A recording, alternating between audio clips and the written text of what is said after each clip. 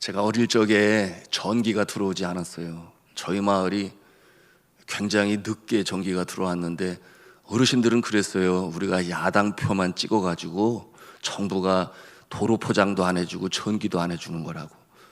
그 말이 사실인지 아닌지 저는 잘 모르겠습니다만 여하튼 전기가 들어온 것이 제가 초등학교 6학년 때 들어왔으니 굉장히 늦게 들어왔지요.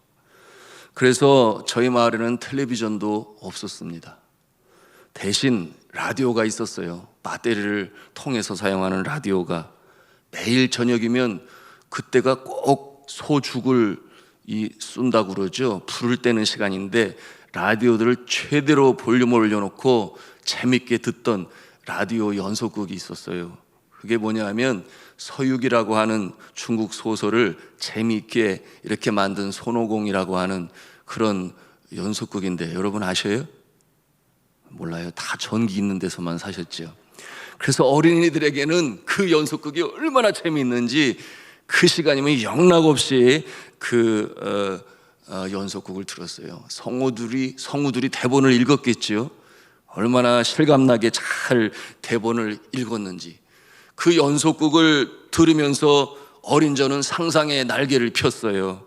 손오공이 구름을 타고 여의봉을 들고 요괴들을 물리칠 때 아주 신이 났죠.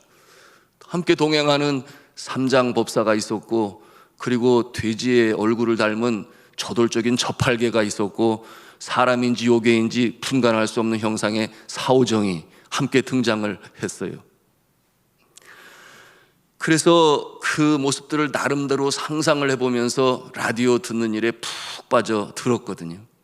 그런데 전기가 들어오고 나서 텔레비전을 보게 되니 라디오는 완전히 다 그냥 제쳐버리고 듣지도 아니하고 천지개벽이 일어났던 거죠. 거들떠 보지도 않았어요, 이 라디오.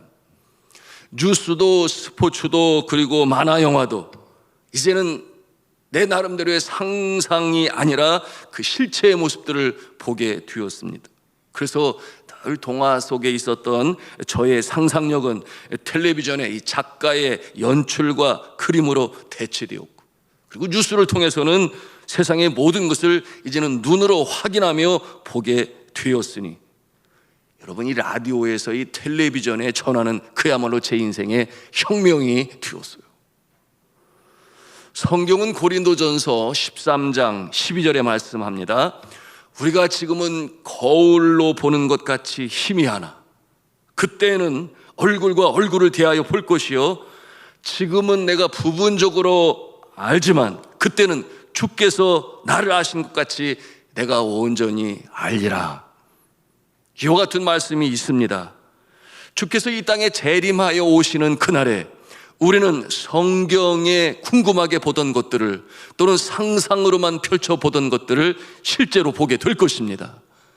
그런데 살아생전 주님 오시는 것을 보지 못하면 저 하늘나라에 가서 성경에 궁금하던 내용들이, 상상으로만 그려보던 내용들이 눈으로 보게 될 것입니다.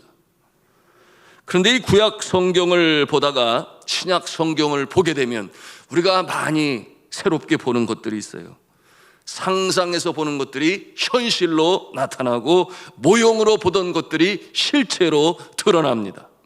예를 들어서 하나님은 어떠한 분이신가?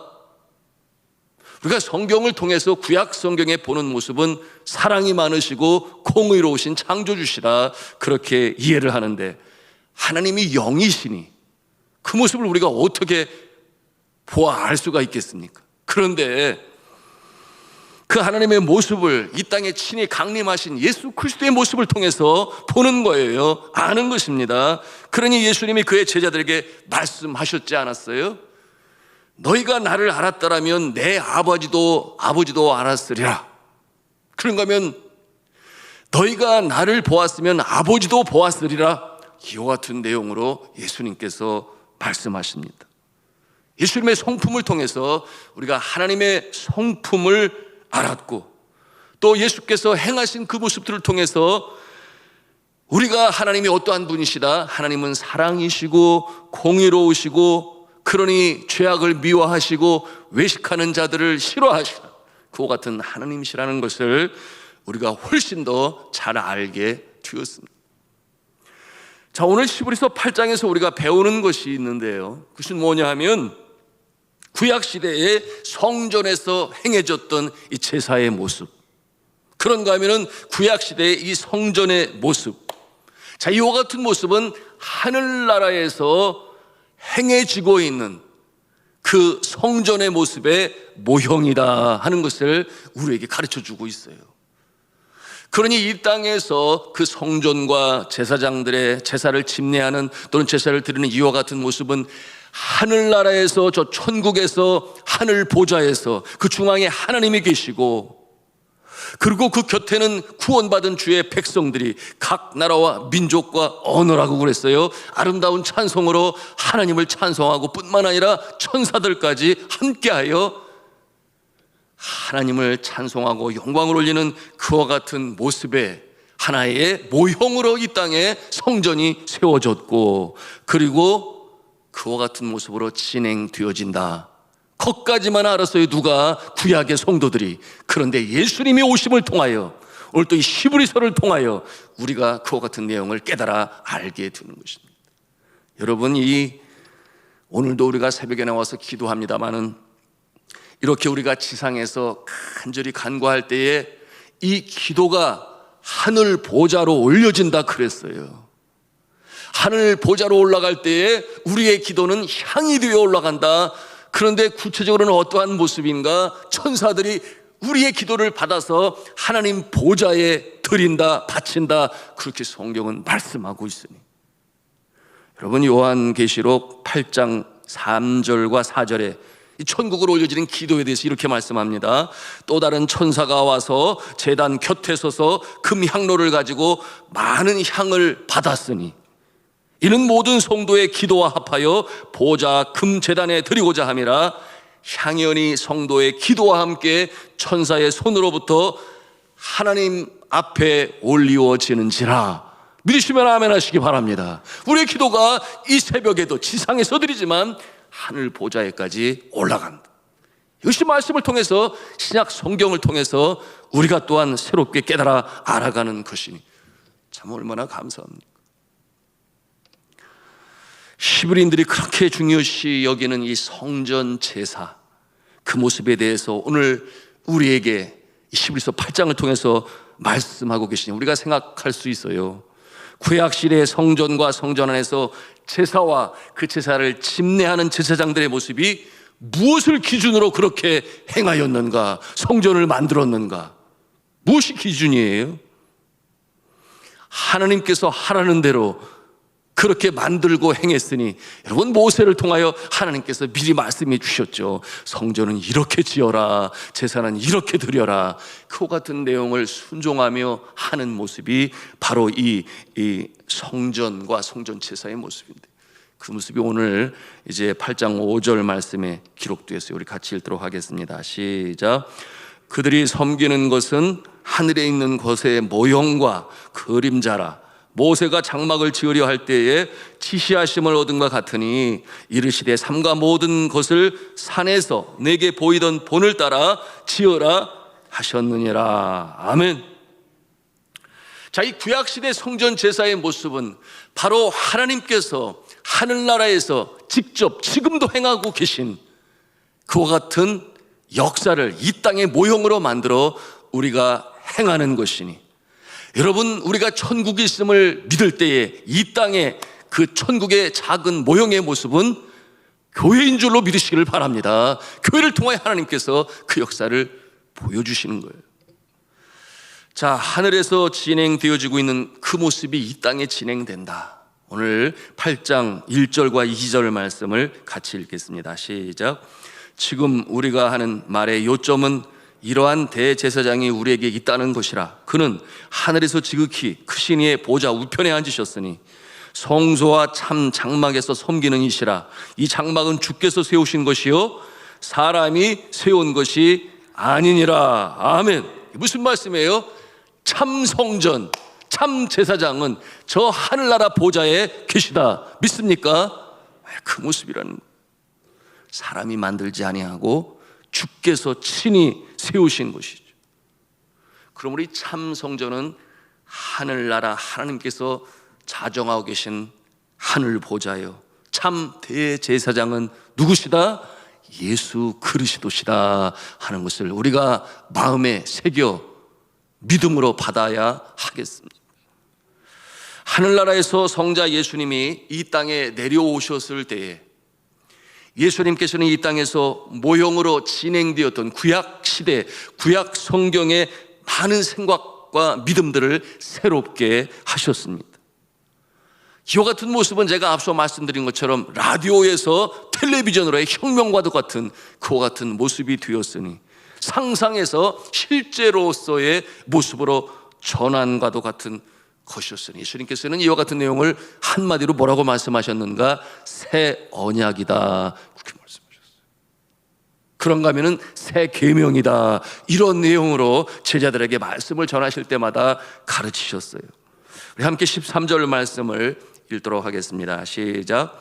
새 언약이라 말씀하셨으며 첫 것은 낡아지게 하신 것이니 낡아지고 쇠하는 것은 없어져 가는 것이니라. 아멘.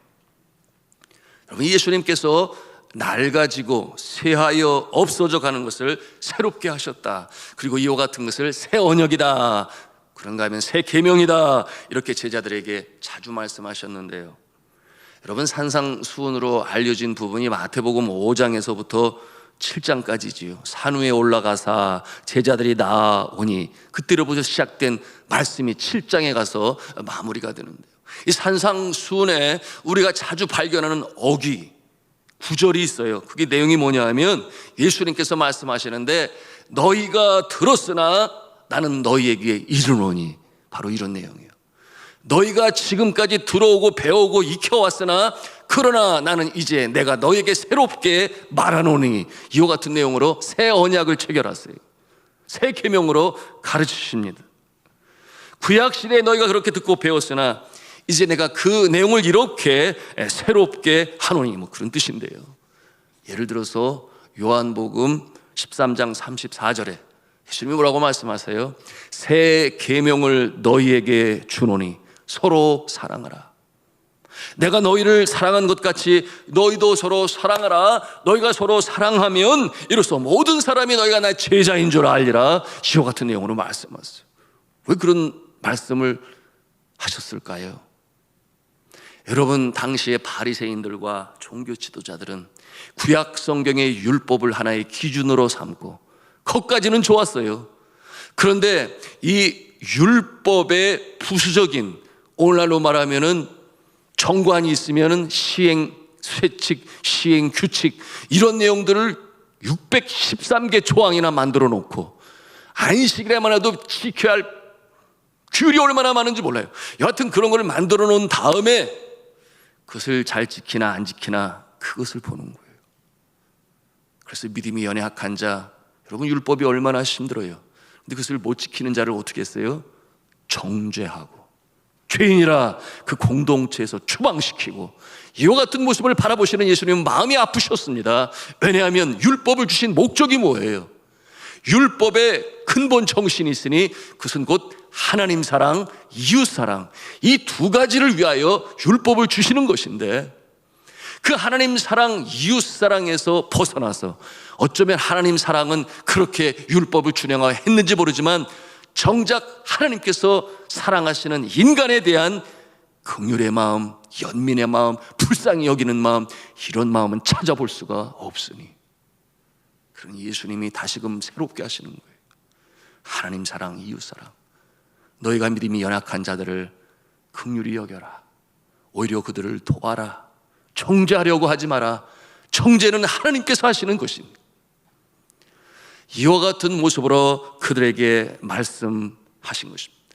여러분, 구약시대의 율법을 지킨다고 하는 것이 여러분 쉽지 않아요. 여러분, 그와 같은 참 지키기 어려운 모습을 하나요 지치고 마음 상하고 기죽어 있고 하는 이와 같은 그 시대의 연약한 자들 향해 예수님이 뭐라고 말씀하세요? 수고하고 무거운 짐진 자들아 다 내게로 오라. 내가 너희를 쉬게 하리라.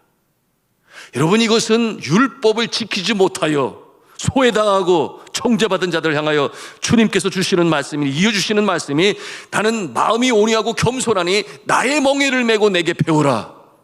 이것은 곧 은혜를 말씀하고 있는 것인데요. 그리하면 너희 마음이 쉼을 얻으리니 이는 내 멍에는 쉽고 내 짐은 가벼움이라 하시니라. 여러분, 은혜로 구원받는 것이 어렵습니까? 예수 그리스도께서 이미 십자가에 다 이루신 그와 같은 역사 아니겠어요? 예수 그리스도께서 십자가에 달리셔서 어린 양의 제물로 양손과 발에 대못으로 박히셔서 단번에 피로 속죄제를 다 이루셨으니, 화목제를 다 이루셨으니, 그런가 하면 속건제와 모든 소제와 그런가 하면 번제까지도 다 이루신 그 능력으로 말미암아 우리가 구원받는 줄로 믿으시기를 바랍니다. 그 역사를 주님께서 이루셨어요. 그러니 우리가 그와 같은 사건을 예수 그리스도께서 하나님의 아들로 죄 없으신 분이 그 일을 향하셨다, 우리가 마음으로 믿어 의에 이르고 입으로 신하여 구원에 이르는 줄로 믿습니다. 여러분, 이 새 언약은 돌비에 새기는 것이 아니라 우리의 마음판에 새기는 것이라 그렇게 말씀합니다. 돌비에 새기는 것은 모세 때 주어진 십계명의 모습이라면, 오늘 주시는 이 새 언약은 우리의 가슴에 새기는 것이니, 10절 말씀을 또 같이 읽도록 하겠습니다. 10절입니다. 시작. 또 주께서 이르시되 그날 후에 내가 이스라엘 집과 맺을 언약은 이것이니 내 법을 그들의 생각에 두고 그들의 마음에 이것을 기록하리라. 나는 그들에게 하나님이 되고 그들은 내게 백성이 되리라. 아멘. 어떻게 마음에 새기는 일이 가능하겠습니까? 여러분, 그것은 하나님을 창조주로 했음을 구수적으로 믿는 자의 심령 가운데 성령님께서 함께 하시니, 우리가 사모하는 마음으로 강단에서 선포되지는 말씀을 가슴에 담고, 또한 말씀을 묵상하는 중에 성령께서 감동으로 주시는 것을 마음에 담고, 그것이 진리로 우리 마음에 믿음으로 새겨질 수 있도록 간절히 간구할 때에 성령께서 역동적으로 역사하시니, 그 말씀이, 그 언약이, 그 약속이 우리의 심령 가운데 믿음으로 받아들여져서 믿음대로 되는 역사가 있는 줄로 믿으시길 바랍니다. 그것이 말씀의 역사예요. 우리의 신비에 새겨지는 하나님의 말씀의 놀라운 역사인 것입니다. 그렇기 때문에 그와 같은 때에 우리가 이 심령의 기쁨으로 외치는 거예요. 주는 나의 구원자시요 나의 소망이십니다. 주는 나의 기쁨이 되시고 주는 나의 능력이 되십니다. 내가 사망의 음침한 골짜기로 다닐지라도 주님이 나와 함께 하시기 때문에 내가 두려워하지 않습니다. 주의 지팡이와 막대기가 나를 안위하실 것을 믿습니다. 이와 같은 믿음이 그 마음에 있으니 한날 한날 이 주님의 주시는 새 언약, 약속의 말씀을 가지고 전진해 나가는 것이에요. 오늘도 이와 같은 날이 되시기를 주님의 이름으로 축원합니다. 그러므로 어디 가든지 누구를 만나든지 무엇을 하든지 약속의 말씀을 부여잡고 주와 더불어 한 걸음 한 걸음 전진해 나가셔서 하나님께 감사와 영광을 올리시는 우리 산돌의 성도님들 다 되시기를 주님의 이름으로 축원합니다.